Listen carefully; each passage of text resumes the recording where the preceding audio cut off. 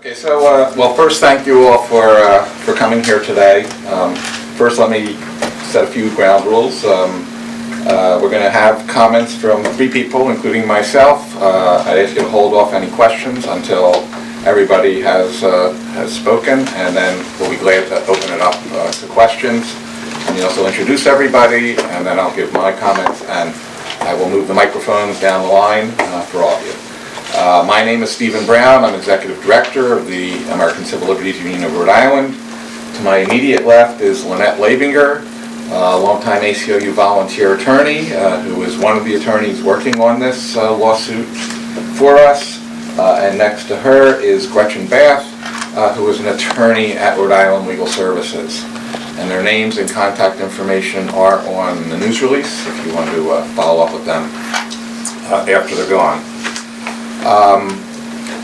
We're here today to announce the filing of a class action lawsuit against the Department of Human Services over the state's ongoing, critical, and widespread failure to timely provide food stamp benefits to needy families in Rhode Island. This is due in large part to the state's use of a new and extremely troubled computer system that they have been warned by federal agencies against precipitously using, but they went ahead and did so anyway. Our lawsuit argues that this failure of the computer system continues to cause thousands of households to suffer the imminent risk of ongoing hunger as a result of being denied desperately needed assistance to help them feed their families. Under federal law, states participating in the food stamp program are required to process applications within 30 days. There's an expedited process for families that qualify, requiring that they be processed within 7 days. And yet the statistics are absolutely terrible in terms of how the state is processing these applications. One of the plaintiffs in the lawsuit has waited over 3 months for her application to be processed.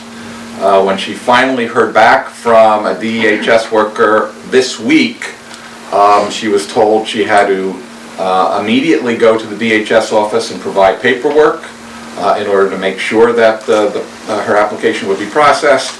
And when she went there, they were not able to process her application due to computer problems. So, we've been waiting, we've been hearing all the efforts that the state is making or is trying to make to correct things, but this has gone on far too long. There are too many people being harmed as a result of these delays, and it's clear to us that outside intervention is necessary. And that is the reason for us filing this lawsuit, to seek court intervention to make sure that the state follows the law and provides the services and benefits that needy families need. Some families that are literally starving because of the state's failure to comply with this law.